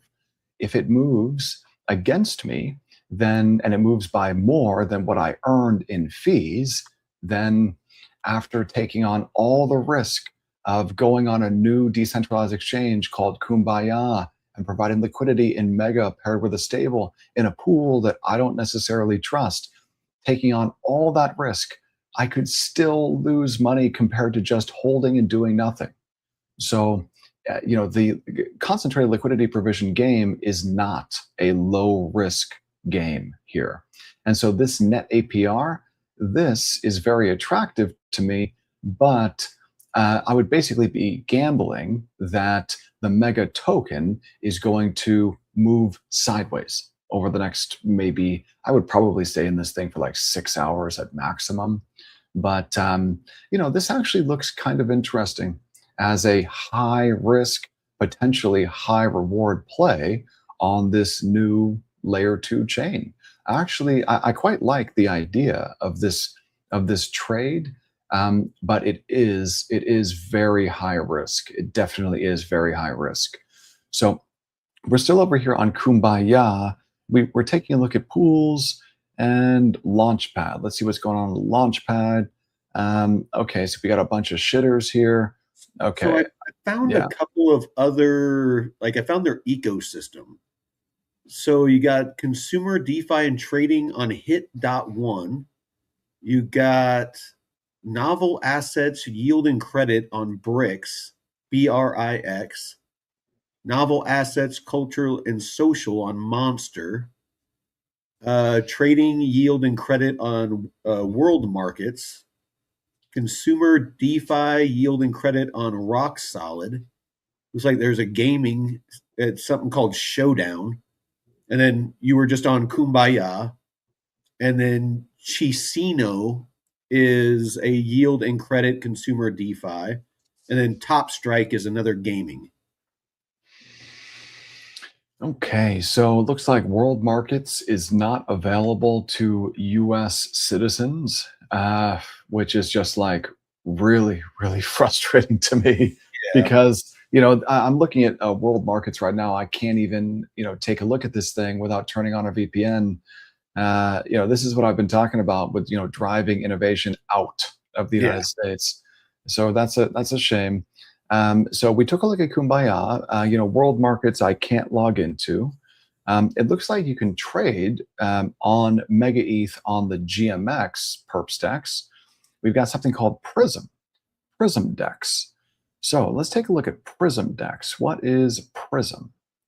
And very, very small TVL. Looks like a Uniswap V3 fork on Mega ETH. Hmm. Okay, that could be interesting potentially. Let's see here. Link terminal from the header. Okay, continue to Prism. All right, so this is Prism. Swap, earn, lending. I can't click on these. Trade. I can't click on these. Predict, portfolio, swap. Okay, so it looks like I can't actually do anything over there, not yet anyway. So that's Prism. How about Avon? Avon Megavolt. Oh, wow. 85% outflow in TVL over the Yeah. last month. No, thank you. Hard pass. Hard pass. What is Tulpia? Tulpia. Looks like yield. I'm going to go ahead and click on Tulpia. And this is a decentralized credit infrastructure that enables on chain underwriting of real world assets, allowing users to access structured debt and yield backed by cash flowing assets like real estate. That's kind of interesting, but there's no website. So no website. Okay, can't access that. How about Canonic? Let's take a look at Canonic. We got Try a massive try bricks.money. Bricks.money. What is Bricks.money? It's one of the ones that I mentioned. It's from their Mega East website. It says it novel assets, yield, and credit. If you want trading, that hit.one. Okay, so Bricks.money, BRICKS. No, BRIX. Oh, BRIX, got it. Bricks.money. And then hit.one is for trading. Okay, so yeah, I'm just taking a look right now at Bricks.money, and I see one product called, it looks like a Turkish lira stablecoin. Oh yeah, that Turkai or whatever, 45% APY. No thanks. No, thank you. Oh, look, well, it looks like it might be a forex because you got Brazil, you got Egypt. It kind of looks like it might be like the BRICS nations because you got Brazil, I think Turkey applied. So it might be like India and South Africa and all that trash, Great, let's trade other fiat shitters. right? Like, what's the point of that? Yeah, no thanks. I don't know. Well, it would be great if you could borrow those assets. See, that's the thing. I don't have any interest necessarily in trading, those digital assets, those fiat shitters against each other. What I do have interest in, though, is supplying an asset like ETH as collateral and then borrowing one of those other fiat shitcoins against it and then swapping that fiat coin for dollars, for stables, because all of the money markets are denominated in US dollars. So you could potentially be levered long ETH in the Turkish lira or in, I think it's the Egyptian dollar or Egyptian pound or, whatever. But that would actually be an interesting trade to, be levered long, a higher quality digital asset like ETH or even levered long Bitcoin in Turkish lira. That would be an interesting trade for sure. But I don't think that you can actually do that. Now, let's just take a look over here at what's going on with Aave on Mega ETH. Look at that, man. Oh my goodness. Went from 25 to 13 today. This is going to Oh, continue. today?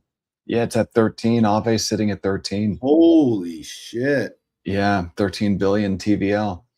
They just keep bleeding liquidity. It's gotten crushed.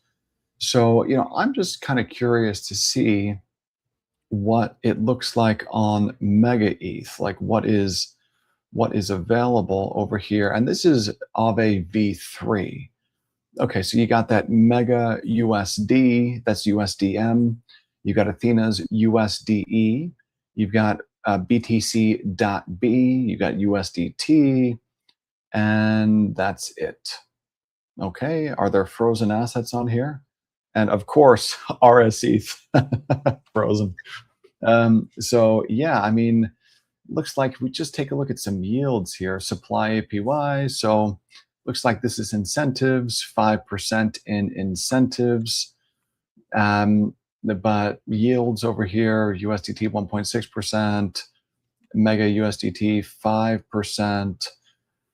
So USDE, this could be an interesting ARB. So is this borrowable? Because if you can supply Mega at, and earn these incentive rewards in Mega tokens paid at 5%. So if it's paid in Mega, what is Mega Plus? Protocol APY, Mega Plus. Here's the thing: if this is just the Mega token, and you're earning Mega tokens as an incentive to provide liquidity to the USDM pool on Aave, if you're earning Mega tokens and the value of Mega dumps by 50% tomorrow, then you're not actually earning 5% APY. You're earning much less than that.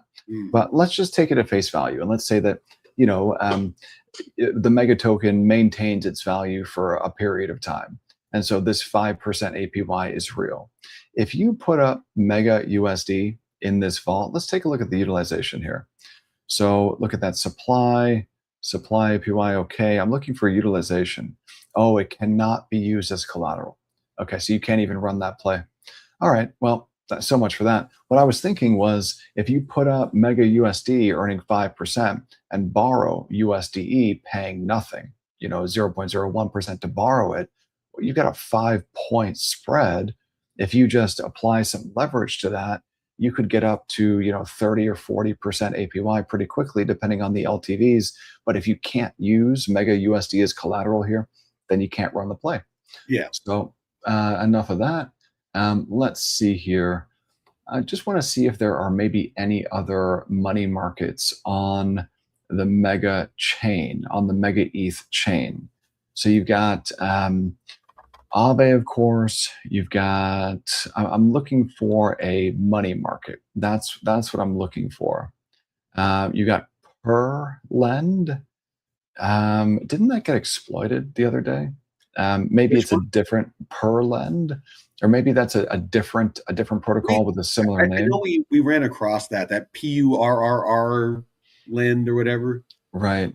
Yeah, we were talking about it during one of our deep dives. Yeah, and so now I'm just going through, and I don't see. So this is the only other lending market that I see is Perlend, and it's got a massive $500 in TVL. But I can't quite tell if this is real. So let's just take a look at this real quick. Perlend. Okay, red flag. Whenever you have to connect your wallet to get started, and that's what I really dislike that Aerodrome does this shit.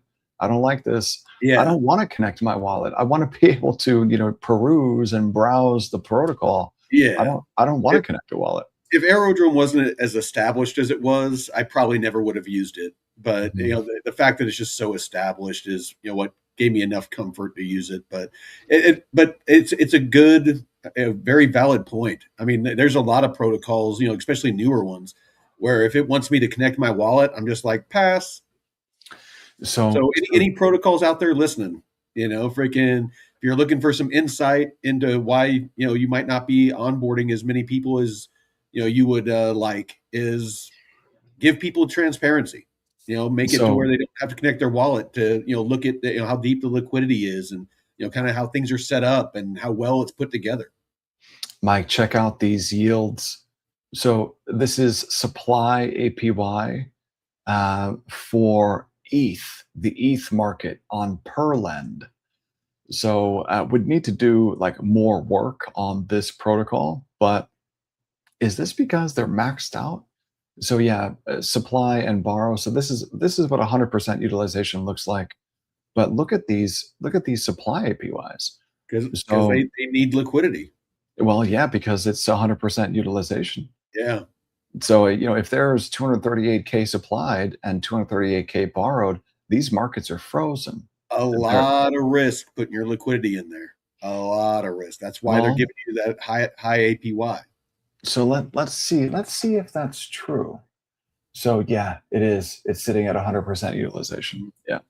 So Um, I mean, yeah, don't please, just because you see that 350% or whatever it was, don't go running over there and start depositing liquidity, until you understand all the risks, because there's a reason. Like David just pointed out, that's 100% utilization.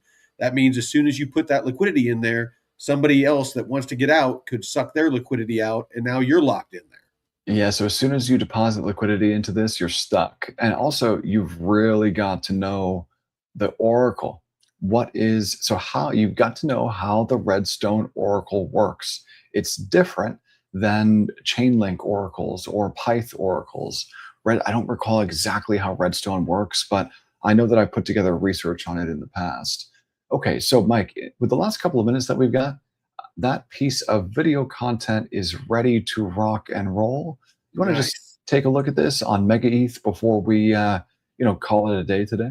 Absolutely. Well, we're not calling it a day. We still got I know, I know, but just for we this, still got first of all, Jeff after this, and then we right, got you and Ellie at 1 p.m. Pacific, and then tonight we got the Red Pill. So we right, still got a bunch of shows the rest of the day. right, just for this show. Yes, All yes. right, so here, Mike, let me know if you can't hear it. Look at this comparative data visual. On the left, Web2 databases handle over 1 million transactions per second with ease. In the middle, legacy Web3 Layer 2 networks hit a hard physical ceiling between 50 and 400. To the right lies a massive performance void. Mainstream Ethereum Layer 2 rollups optimized for cost reduction, creating a deliberate mechanical delay, enforcing strict block times between 250 milliseconds and 2 full seconds. Those multi-second delays render precise financial engineering mathematically impossible. Right. Algorithms requiring high-frequency trading ticks or fully on-chain central limit order books simply cannot execute when the state updates this slowly. This strict cadence also locks out real-time consumer infrastructure. You cannot run autonomous physics-based games or coordinate geographic data for decentralized physical networks if the entire system pauses for 2 seconds between every action. The resulting speed limit creates a structural ceiling across the ecosystem. It effectively bars the most complex institutional market mechanics from migrating to decentralized environments. Mega ETH completely abandons the pursuit of incremental software tweaks. Instead, it relies entirely on brute force, hardware-centric vertical scaling. During its global stress test, the network successfully validated a peak throughput of 100,000 transactions per second, maintaining a constant 10 millisecond block time. It achieves this velocity by completely dismantling the monolithic homogeneous node structure utilized by Ethereum and traditional rollups. The network demands an explicit trade-off. It mortgages base layer node accessibility, centralizing execution power into massive institutional-grade machines. Mega ETH provides a high-performance execution layer built specifically for the latency-sensitive frontier, leaving broader retail accessibility to consumer-focused rollups. Legacy blockchains have a mechanical flaw. The Ethereum virtual machine continuously sends state data to physical solid-state drives. This read-write process causes severe input-output latency, capping throughput and stalling the system. Mega ETH bypasses the drive, loading the entire 4 terabyte state directly into random access memory. To manage in-memory data, Mega ETH engineered the Small Authentication Large Trie, SALT, expanding into 3 vertical tiers: storage, authentication, and proof. It separates raw data storage from cryptographic commitments.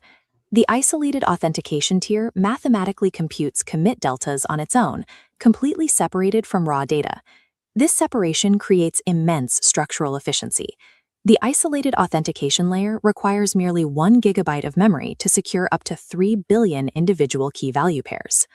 By eliminating mechanical disk delays and severely compressing the cryptographic footprint, the architecture permanently removes the EVM's foundational input-output bottleneck.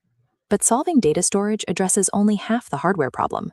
We must also account for the computational overhead generated inside the Ethereum virtual machine itself. Legacy EVMs operate as basic interpreters. They read and execute smart contract bytecode in a slow, sequential order, rendering compute-heavy applications highly inefficient. This execution comparison highlights the difference. While the left side stutters through sequential reading, MegaETH integrates a bespoke environment called EVMON. It deploys Mike. Here's my word. Bespoke. just-in-time compilation to instantly translate Solidity directly into a smooth stream of native machine code. Translating smart contracts into native machine code at runtime strips away interpretive drag entirely. This single mechanism boosts execution speeds for complex logic by up to 100 times. Pairing near-instant memory access with native compilation yields 1,700 million gas per second in computational bandwidth.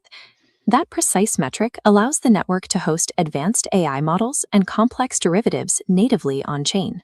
Maintaining that velocity is impossible if every node in the network is forced to simultaneously order, execute, and validate every transaction.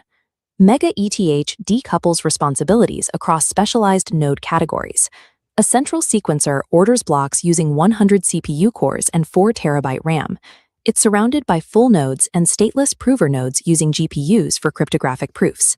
Outer replica nodes use basic 8-core hardware to audit compressed state differences. This architectural decoupling pushes the massive burden of real-time execution onto elite institutional data centers, while ensuring the verification pipelines remain entirely public. Relying on a single centralized sequencer introduces a physical constraint. User latency inherently degrades the further away you are physically located from that active machine. This global map details MegaETH's sequencer rotation model.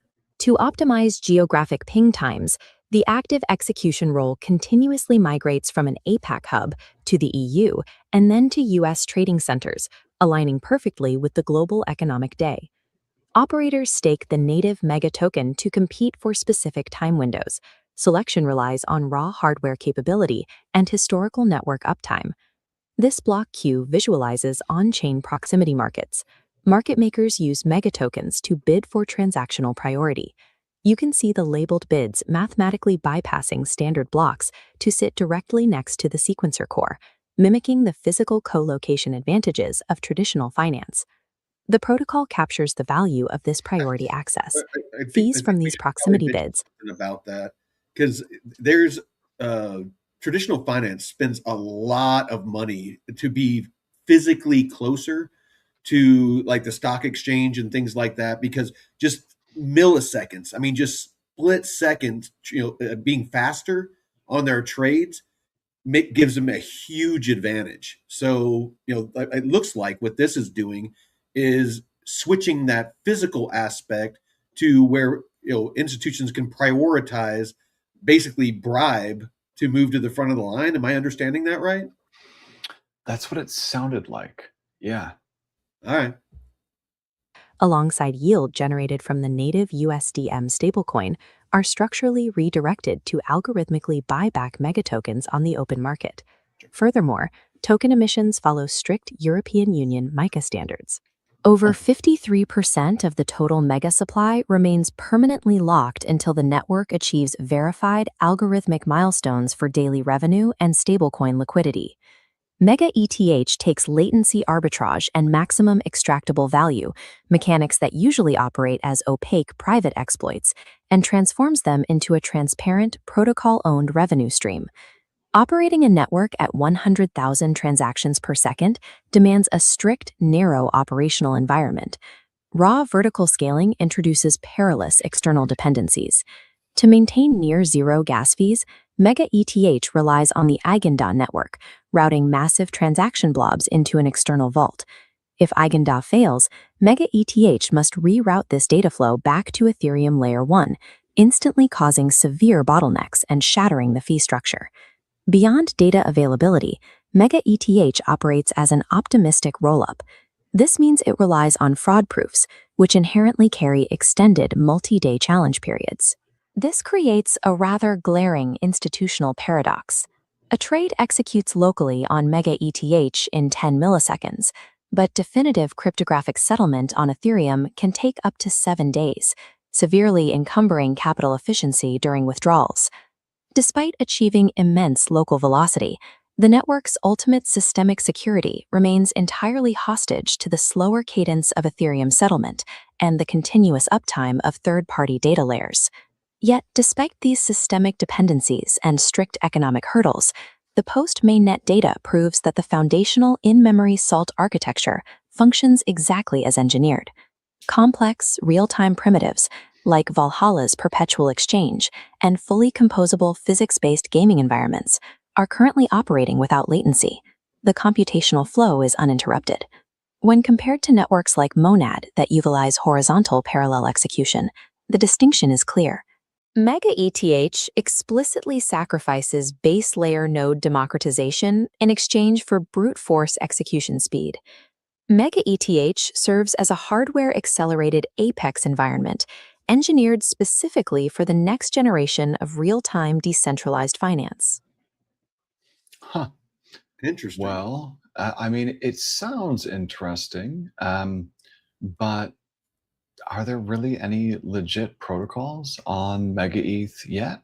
From the ones that we looked at, I wasn't that impressed in that aspect. It's not very well established. So, I mean, this is definitely something I'll keep an eye on. But this is in my bucket of wait and see. I'm not going to be running out buying any Mega ETH. Yeah, me neither. Me neither. But I'm really looking forward to speaking to RailsX and Amboss tomorrow. And so Yeah. I actually put together some content for tomorrow. So this will be really interesting. We'll be able to compare, all the ERC20 EVM stuff that we've been looking at recently with RailsX, which is Lightning native. So it's going to be a really interesting conversation tomorrow. I'm looking forward to that. Absolutely. Well, that is our time for this show. Join. Well, he should be going. His pre-record should be going right now. If you want to go on over to the blockchain report, Jeff will be doing a deep dive, and here in about 2 hours, David will be going live with his market wrap up for about 10 or 20 minutes. If you want to have him take a look at the project that you're interested in, he will be doing some technical analysis, and immediately after that, well, actually during that same show. He will be doing his one-on-one live coaching call with Ellie, who is in our chat right now. And then later tonight, you can join us for the Red Pill, pour a drink, smoke it if you got it.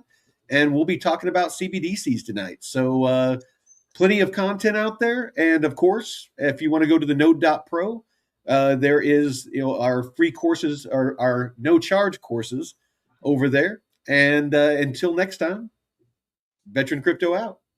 Peace.